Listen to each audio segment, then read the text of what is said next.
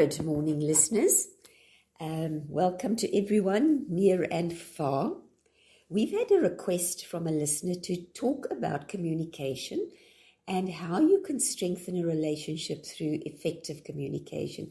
And that is such a great topic because, 50% of marriages fail, and a large percentage of that is just due to poor communication because couples are unable and often unwilling to resolve their differences and their conflicts. So let's first start and say, what is communication? So communication is a skill. It is something we learn. Just like riding a bicycle, you were not born knowing how to ride a bicycle or play the piano. You had to learn that. And the same with effective communication. Just because you're making noises and uttering words does not mean you are communicating effectively.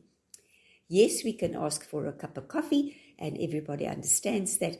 But when it comes to more, let me say, complex emotions or situations, there is a skill to communicating.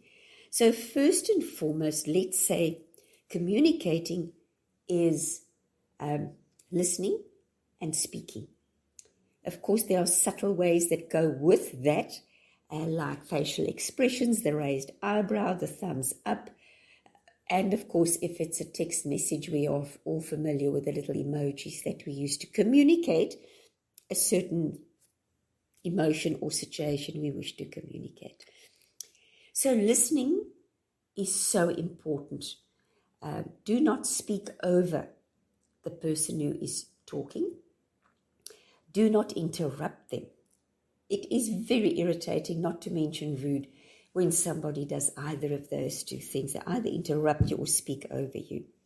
Let them finish speaking. Listen to everything they have to say and then ask questions. Do not formulate a response while the other person is still speaking.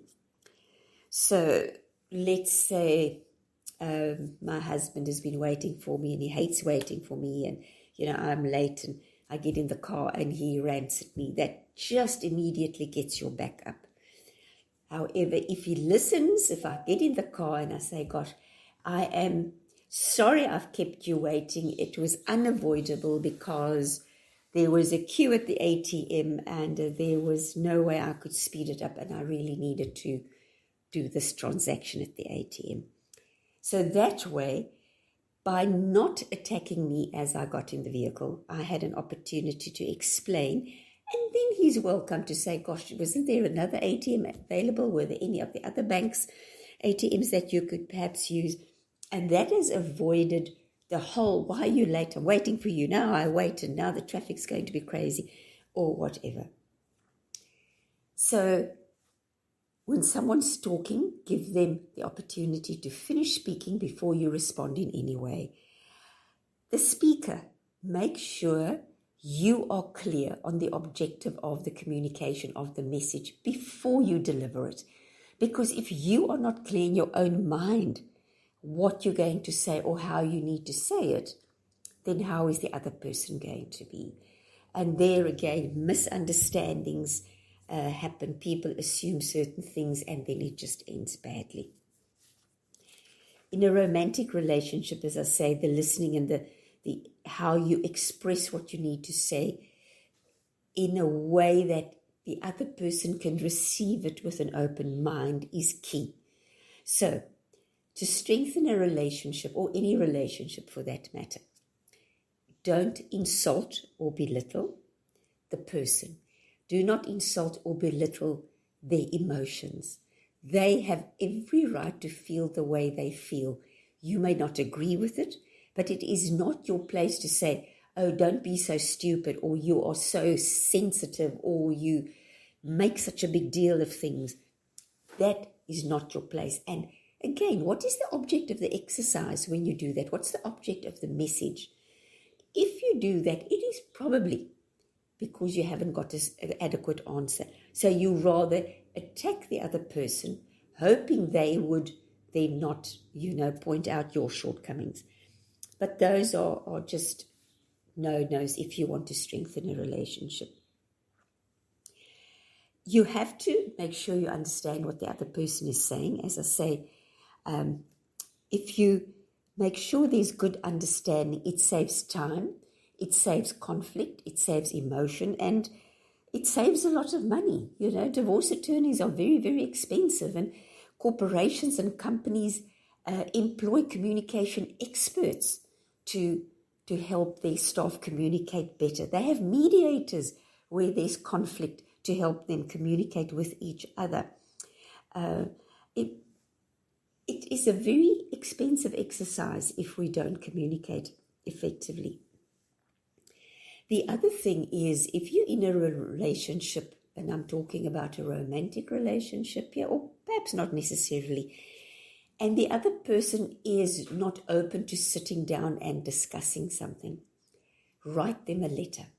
It is a very effective way to communicate because, one, you can put down what you want to say, exactly how you want to say it. And you can address all the aspects of that particular issue without being derailed or sidetracked. Read the letter a couple of times before you hand it to the other person. Make sure that you say what you want to say and that the tone of the letter is not offensive or insulting or humiliating. The other side is when the person takes the letter and reads it. They can read it at their leisure, they can digest it at their leisure, and they can respond when they are good and ready to do so. I have definitely found in the early stages of my husband and our relationship that was a good way to just write him a note and say, you know what, this is how I feel, etc., etc. And invariably, we could then sit down and discuss it. If you want to go without, if you want to discuss something with someone, give them the heads up. Don't ambush them. Don't, when they come from home, say, come here, sit down, I want to talk to you. Rather say to them, look, I feel it's important that we talk about what happened. When do you think you would be in a good space for us to do that? So they can prepare themselves for the discussion that you wish to have. They probably also have points and issues that they want to bring to the table. So don't ambush them. Emotional intelligence. Do not let your emotions get the better of you. It's when emotions are heightened, when we're really angry or frustrated or jealous or sad, that we tend to say things that are inaccurate and that cause damage to the relationship. Rather wait till you have processed those emotions and then can have a logical discussion based on facts regarding that particular issue. There's a wonderful expression that says between stimulus and response, there's a space. And in that space resides your power. So the knee-jerk reaction, somebody says something to you and you immediately want to climb into them and tell them exactly how you feel, it doesn't achieve anything.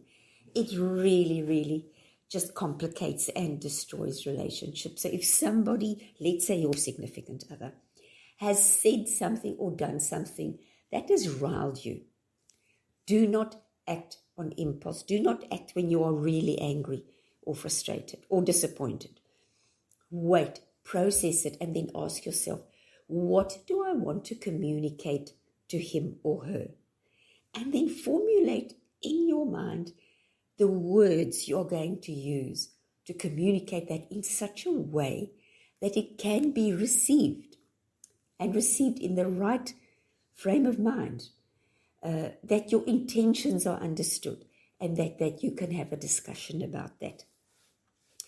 There's the acronym OFN that I really love when there is something difficult to discuss. So O is for observe, F is for feel, and N is for need. So you can say something like, I have observed, seen, noticed that you are always irritated when I ask you to do the dishes. that makes me feel that you don't want to work together as a team when it comes to preparing meals and doing dishes. That makes me feel that I'm the one who always has to do the dishes and that you don't see it as your job or however you want to put it. I need you to please help me when it comes to do the dishes. I need you to be part of this team that deals with our mealtime, and when I cook, you do the cleaning up and vice versa. I need for us to be the team that can work together. So that's how it works in my home. When I cook, my husband cleans and vice versa, and it works well. And perhaps you can then say, are there perhaps days that we can say, on those days you'll do the dishes and on other days I'll do the dishes. But if you say, I have noticed how it makes you feel and what you need, it draws a picture. It paints a picture for the other person, and they understand far better where you're coming from, and they are more likely to be accommodating of your request and your needs, as opposed to saying, well, I'm always doing the dishes. You never do the dishes. I'm sick and tired of doing the dishes. And we all know how that goes and how that ends, and it's not good. So again, before you rant and rave or attack the other person, sit back, relax, and think about what you really need from the other person. And it's not for them to walk away in a huff. It is for them to listen to you and be open to suggestions or a conversation. I want to add here that we learn a lot about communication as children from our parents. If your parents fought and argued a lot, if there was a lot of name calling and slamming of doors and screaming, then that is what you are going to copy. If, on the other hand, it was a loving, respectful relationship where there was discussion and consideration and cooperation, that is what your style of communication is going to be, and that is what you are going to prefer going forward. It doesn't mean that if it was not what you were exposed to, that you cannot learn to be a better communicator. As I've said, I think in another program, it's not true that you say, oh, well, John is just like his father. His father also, tended to walk away and slam the door. He's learned that. It is not something that is inbred, that he was born with. He has learned that behavior. So if you have problems with communication, as I say, there are experts who deal with this because it's a learned skill. It's a complex skill. Then get professional help, because this is what we do all day, every day, for the rest of your life. You might as well learn to do it well. You might as well learn to get the best outcomes in every situation by mastering a skill that is so important to all of us.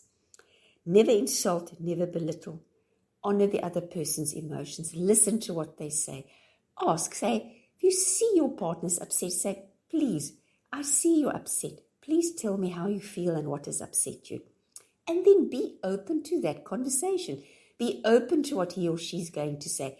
Don't immediately put your defenses up and enter the discussion or the conversation with, how am I going to get myself out of this? Be open to saying, yes, I was wrong. I own it, I wear it, and I'm going to, with your help, try and do better. And that way you build the trust as well. When people communicate honestly and openly with no hidden agenda, it fosters trust and respect in everyone we deal with.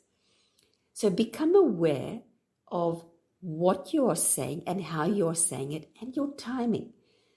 Yes, there is a good time and a bad time to talk about certain things, and become aware of that. Become aware of when your partner is relaxed and open to conversations, let's say the more difficult conversation, and when they're really stressed and they're tired and they've got a lot going on and it's not the best time to talk to them.